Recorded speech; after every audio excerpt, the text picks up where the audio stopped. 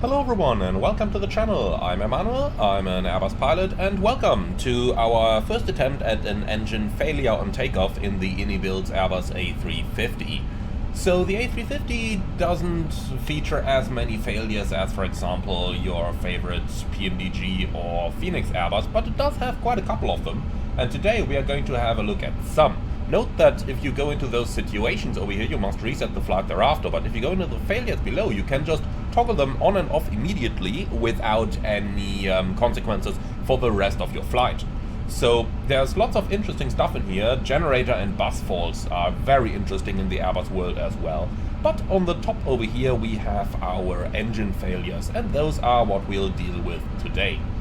So we're going to do an engine 1 failure here, and before we start, I do have to add that it is a common type rating between the 330 and the 350, so for that reason, if I apply the A330 procedures, the thing should work pretty much exactly like that.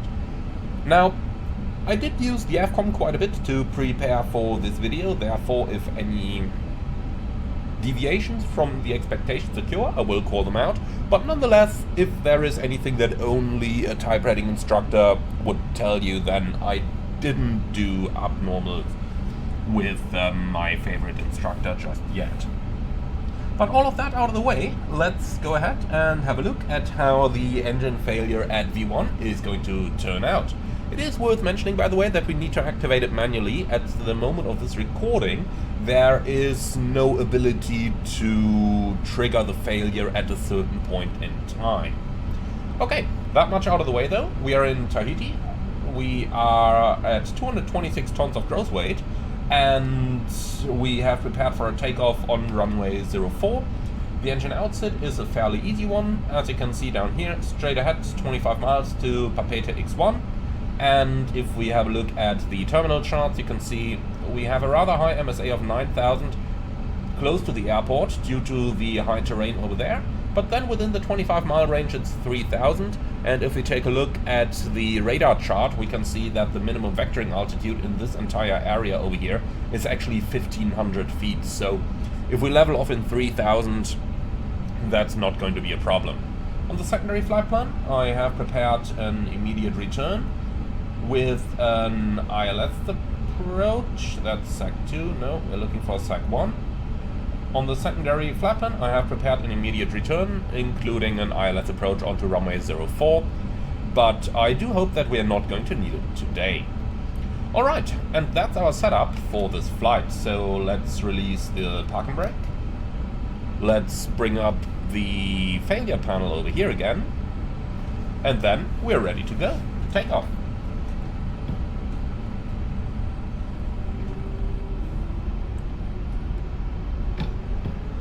Manflex 57 SS runway auto thrust blue.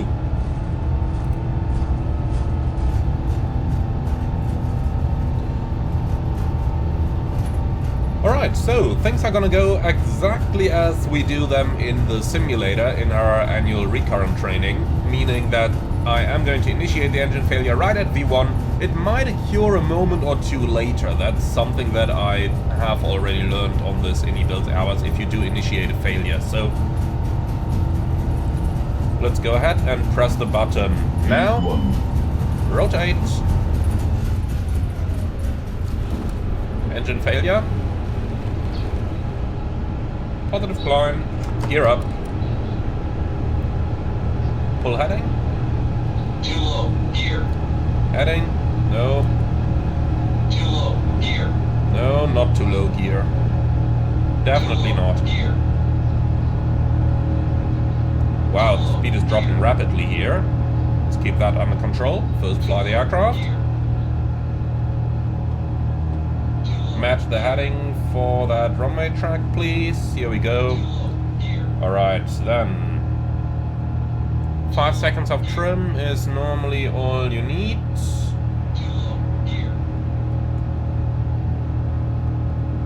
And autopilot on. Turning quite a bit. Let's give it a moment to stabilize here. That's all under the first fly the aircraft part. Okay. So, engine 1 failed. and we can confirm that on the indications. Alright, Ecam actions. So, thrust lever 1, idle. Confirm. Thrust lever 1, confirmed. Idle. Engine master 1, off. Confirm. Engine master 1, confirmed. Off. Engine 1 damaged. Let's see. N1 is rotating, N2 is rotating, N3 is rotating. No, the engine's not damaged.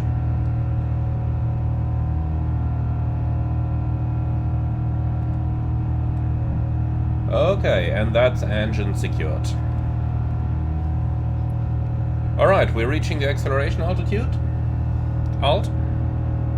By the way, this is incorrect. It shouldn't go into speed. It should stay in flex. Don't sink. Oh, come on, GPWS. You're annoying. Then let's match that heading bug to be sure we follow the O plan here. In the meantime, activate secondary, or rather swap active. Here we go. And you can give me direct Papeta X1, please. Insert. Here we go. Nav. Don't sink. The GPWS is a little bit overly sensitive here, as you can see. Or here, I should say.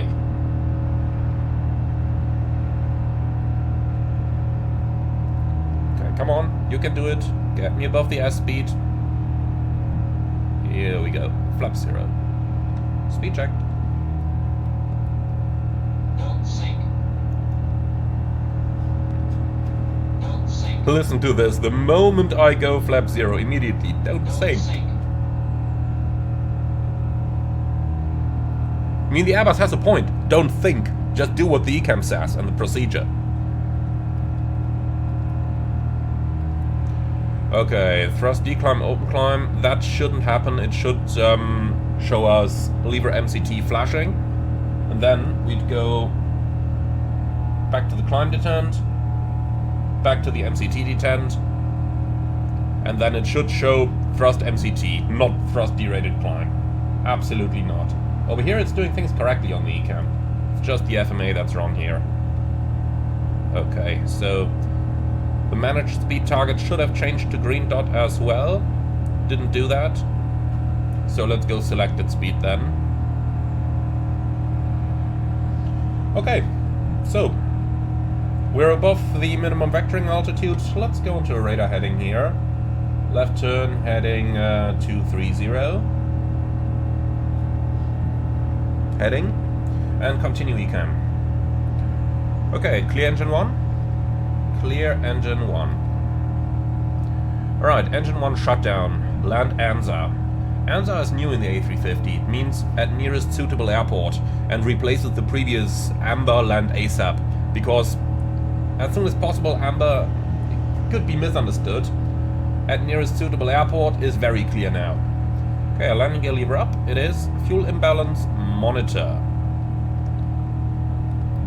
So just a quick look down here. We should be feeding from the center tank. However, it's not showing this. But you can see the center fuel quantity is reducing. So a little bug here, because you can see the wing tanks, which it's showing. Now it's feeding from the center tank. That's what we wanted to see. Alright. So, fuel imbalance is monitored. Go around thrust, toga only, on dry runway only, landing distance affected is less than 15%. Okay, clear engine 1. Clear engine 1. Okay, ELAC. So Gen 1A and 1B are off, because the engine is off, and the other side has taken over. Clear ELAC. Clear ELAC. Bleed. Engine number 1 is offline. Clear bleed. Clear bleed. And hydraulics, the pumps on engine number 1 are offline, engine number 2 is working normally. Clear hydraulics. Clear hydraulics.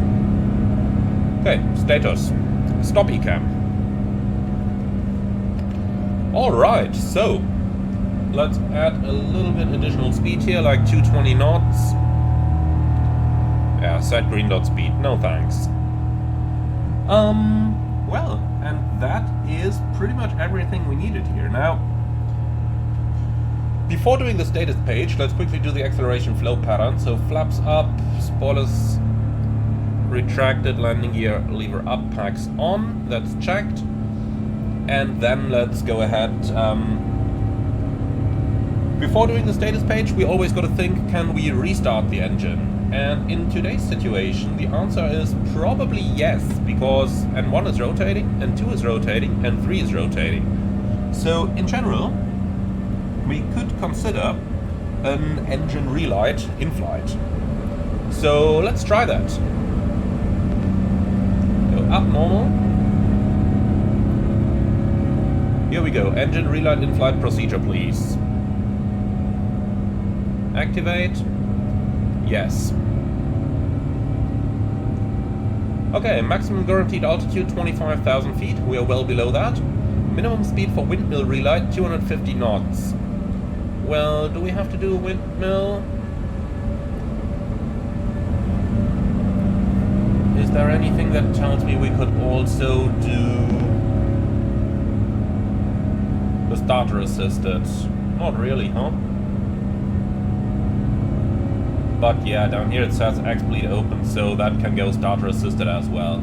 That's fine. So, maximum guaranteed altitude is 25,000 feet. Minimum speed for windmill relight 250, we're not doing that. Thrust lever, engine number 1 idle. Idle. Engine number 2 master, number 1 master. Very careful with that. Off. Thrust bleed open. Air, thrust bleed open. Engine 1, green and yellow pumps off. So, hydraulic. Engine 1, green pump off. Hydraulic, engine 1, yellow pump off.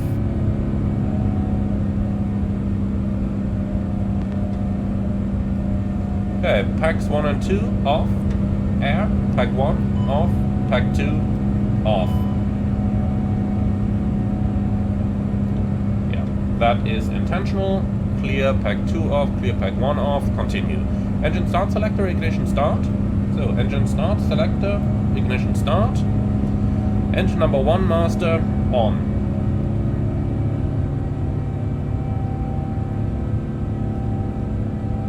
Okay, maximum EGT 850 degrees. Let's see if anything is going to happen. And in the meantime, let's make a left-hand turn here to stay clear of those mountains.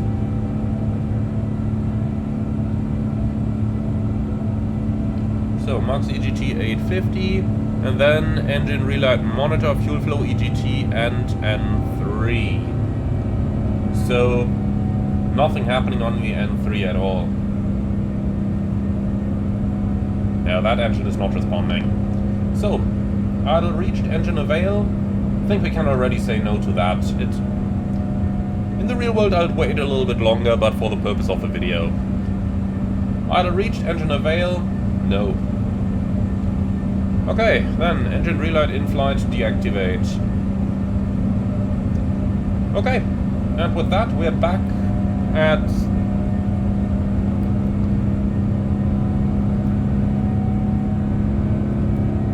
status page. Interesting that no limitations are showing down here. We used to have a couple. But okay. So be it then. Yeah, nothing on the status. That's not how it should be, I believe. What's also interesting is that it never told us to turn the packs back on. I'm kinda inclined to do this. It's outside of the procedure though, but yeah. Let me just try to do a recall.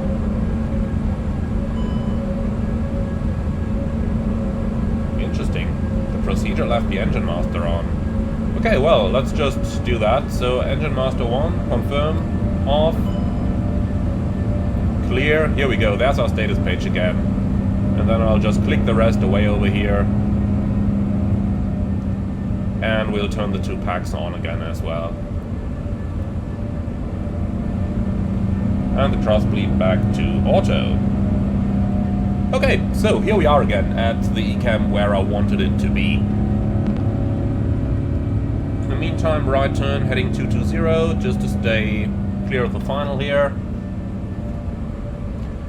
Okay, so status. Limitations. Inoperative systems in all phases. Generator 1A and 1B. On approach and landing, brake to vacate and go around soft. Alerts impacting landing performance. Engine 1 shutdown. So we'll have to do the landing distance procedure in a moment. Limitations. All phases. APU bleed do not use. Nothing for approach and landing, that's additional. Land at nearest suitable airport. And yeah, the rest can be disregarded now. Okay, remove status. Remove status. Ecam actions complete. Okay, so that was an interesting one. Now let's go ahead, fly direct to Ovini. Direct 2, and I am going to enter a holding over there. You do left turns, please. Let's not fly ourselves into that terrain. And 1 minute lag time will be sufficient. Okay. Temporary flight plan and insert. Let's just see what we created here. Yep, that's looking good.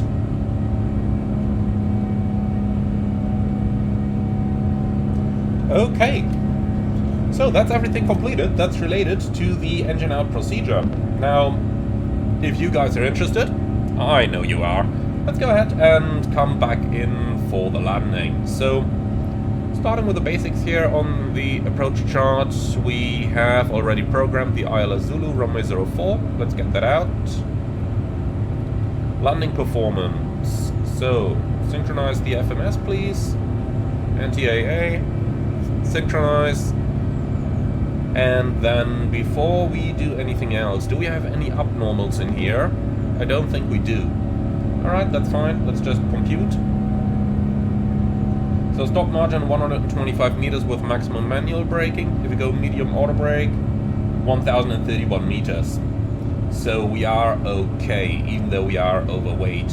That's the big question anyway now. So we are at 227 tons. Maximum landing weight is 207. You can see we're using around 7 tons of fuel per hour, so we could wait it out for a couple hours. In my opinion, not worth it. Now, this particular aircraft is not equipped with a fuel dumping system either, so let's just come back and bring it right back in. Okay, let's see if we do have an overweight landing procedure anywhere. Here we go, miscellaneous, overweight landing. Okay. Activate? Yes. So, landing distance affected. Yep, that is expected, and we've already done the calculation. For approach, packs 1 and 2 off or supplied on APU bleed. Now the limitation said we shouldn't use the APU. For this reason, we will turn the packs off for the approach. But not yet, as we are still flying for a bit. If landing config 3, use config 1 for go-around.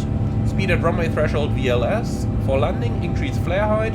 Use maximum reverse as soon as possible. And apply brakes as necessary. And that's already the complete procedure. So, pretty easy going.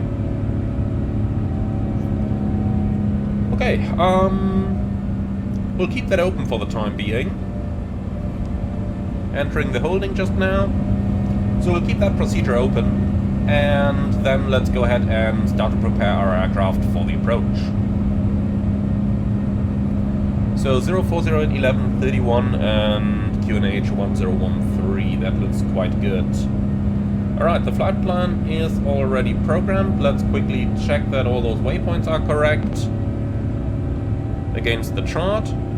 Starting in Ovini, above 3000, then at 9.2 we have our final approach fix. 3-degree glide matches the chart, and in case of go around, direct Tango Alpha Foxtrot, then radio 042 Tango Alpha Foxtrot to Moana, climbing 3000, in the holding, climbing 5000. Thereafter 222 back towards Ovini, maintaining 5000. So in here we've got 042 in Mount Moana with the holding, and thereafter Ovini.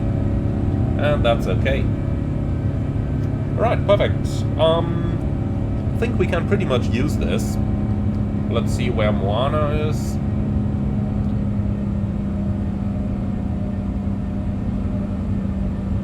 Yeah, a couple miles out, I'm happy with that.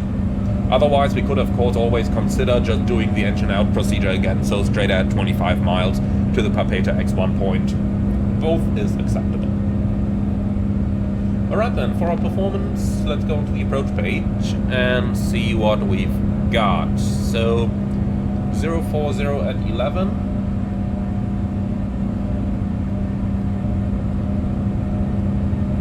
.31 degrees, 1013, enter. Alright, that's looking okay. The minimum today is 260 feet.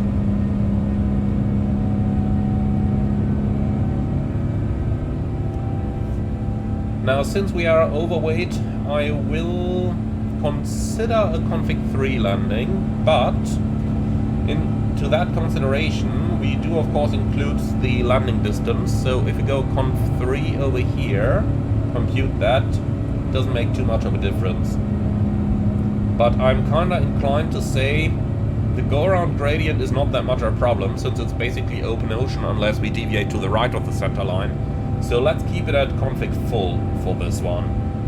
At least I can't find anything that says use conf 3 for landing, which would be normal Airbus language for I need you to use that. But as we can see, it's not down here. And we didn't see that on the limitations either. So I'm happy to do config full here. Alright, we're gonna leave that. Go around, engine out, acceleration, altitude 1130. No, let's make 1530. Like this. Okay, and that's everything we needed over here. I'm happy with all the rest. Auto brakes, medium, are armed. Well, and that's everything we need here. So, I'm happy to start the approach. Then, immediate exit from the holding. We're inbound Ovini.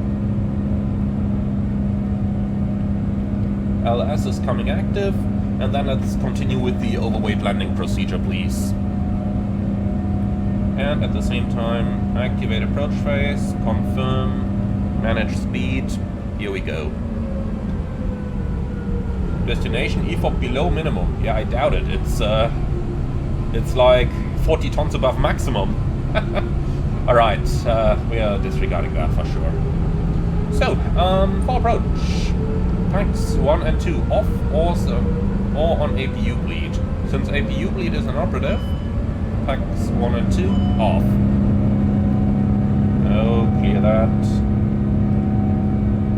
Alright, if landing config 3, use config 1 for go around. We are not going to use config 3. Speed at runway threshold VLS. For landing, increase flare height, use maximum reverse as soon as possible, apply brakes as necessary, and that's the overweight landing procedure complete. So, flaps 1. Speed checked. Flaps 1. Since we are overweight, I will wait until we are just about intercepting the glide slope before lowering the landing gear and going into config 2. Because flying level in an overweight scenario can get you into a point of no return, where you fall so far behind the available power that you just can't get out of it anymore. And we do want to avoid that, of course. Alright. Approach armed, autopilot 1 and 2.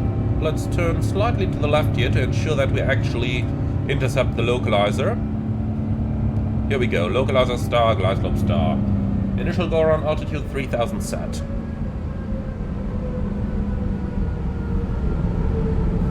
Ooh, getting a little creative here. Alright, flaps 2. Speed checked, flaps 2, and gear down. So the soft go around mode is not available. We'll have to use the standard go around. APU we do not use. Therefore we are on packs off. So that's all understood. Flaps 3. Speed check. 500. Man, that thing is going left and right quite a bit. It's overreacting to those thrust changes, that's for sure. And I have no clue why it sets the runway track somewhere else. Yeah, you have 041 in here, that should be okay. No clue why it's showing up here. Maybe that causes some of the problems going left and right as well. But we'll deal with that. For now, flaps full. Speed checked, flaps full. Okay, so remove starters. And then let's do the approach and the landing checklists. So approach checklist. Briefing, confirmed, minimum 260 feet. Barrel reference, QNH 1013. Approach checklist complete. And landing checklist. So, cabin crew, advised. Auto thrust, we'll turn it off in a few moments. Auto brake, medium, runway condition, dry, landing checklist complete. Okay, so thank you autopilot, I've seen enough. Let's turn that off.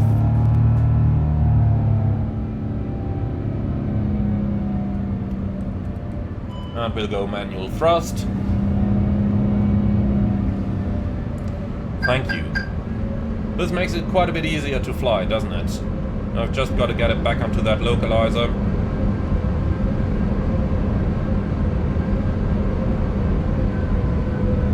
That autopilot was misbehaving quite a bit there, going left and right. Checked.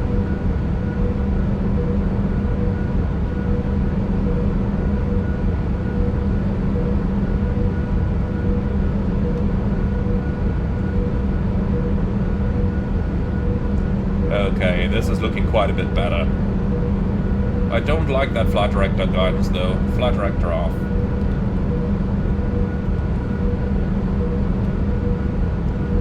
So at 50 feet I'll start reducing our airspeed. They want us down at VLS. 500. So right down here. Over the threshold.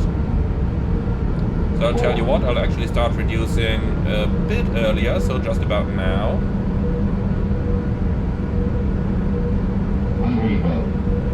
Alright. And then vertical speed at touchdown minimize.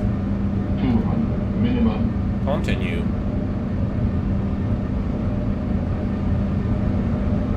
$100. 50, 40, 30, 20, 10. And touchdown.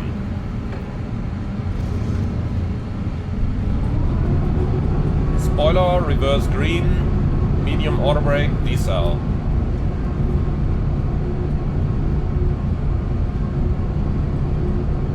$70 knots.